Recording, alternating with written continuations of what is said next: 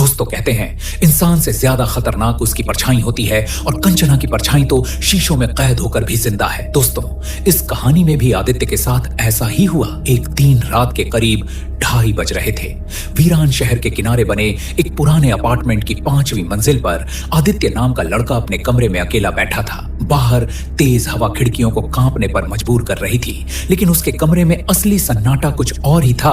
आदित्य के सामने रखे बड़े शीशे में उसकी परछाई उससे कुछ सेकंड बाद हिलती थी, मानो कोई उसकी नकल नहीं बल्कि उसे देख रहा हो। कुछ दिनों से वो इस शीशे से अलग ही बेचैनी महसूस कर रहा था। कभी उसे लगता किसी ने उसका नाम फुसफुसाया है, कभी लगता जैसे कमरे में कोई अदृश्य कदम दबे पांव घूम रहा हो। लेकिन आज रात वो बेचैनी एक डरावनी शक्ल ले चुकी थी। उसकी परछाई मुस्कुरा रही थी जबकि आदित्य बिल्कुल स्थिर था। करीब 100 शब्द गुजर चुके थे और कमरे की हवा अचानक ठंडी पड़ने लगी। जिस जगह से ठंड आ रही थी वो था वही शीशा। उसकी सतह पर धुआं सा जमने लगा और उस धुएं के बीच एक नाम उभरता गया, कंचना। आदित्य ने ये नाम कभी सुना नहीं था, पर उसके दिल की धड़कन इतनी तेज हुई कि उसे लगा छाती फट जाएगी। धीरे धीरे उसे याद आने लगा कि ये पुराना अपार्टमेंट पहले एक हॉस्टल हुआ करता था। कमरे के बारे में कहा जाता था कि यहाँ एक लड़की कंचना रहती थी। वह हमेशा शीशों से डरती थी क्योंकि उसे लगता था कि उसमें उसका दूसरा रूप फंसा हुआ है। कुछ साल पहले इसी कमरे के शीशे के सामने उसकी लाश मिली थी। चेहरा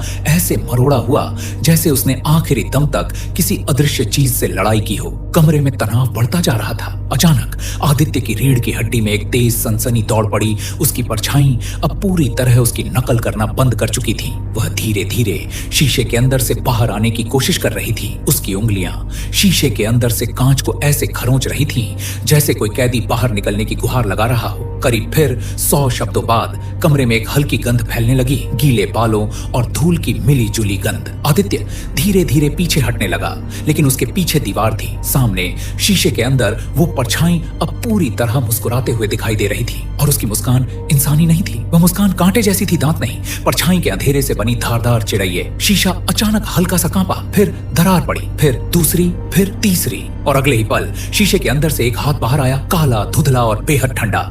वह हाथ आदित्य के चेहरे को छूने ही वाला था कि अचानक सब कुछ शांत हो गया। पल भर में कमरे की बत्तियां जल गईं। शीशा फिर से बिल्कुल साफ था, परछाई फिर सामान्य, दरारें गायब। पर आदित्य स्तब्ध खड़ा था क्योंकि उसके गाल पर एक उभरा हुआ नील था, बिल्कुल उसी जगह जहां उस हाथ ने उसे छुआ था। उस दिन के बाद आदित्य ने कभी उस कमरे में नहीं रहा, पर 5वीं मंजिल के उस शीशे में रात के 3 बजे आज भी एक नाम उभरता है, कंचना। और कभी कभी परछाई मुस्कुराती भी है, जैसे किसी नए चेहरे का इंतजार हो। दोस्तों अगर कभी देर रात किसी शीशे में अपनी परछाई मुस्कुराती दिखे तो याद रखना, शायद वो आप नहीं, कंचना हो। दोस्तों अगर ऐसी सच्ची डरावनी कहानियां आपको महसूस होती हैं तो वीडियो को लाइक करें, चैनल को सब्सक्राइब करें और घंटी जरूर दबाएं, क्योंकि अगली रात किसका साया आएगा कौन जानता है।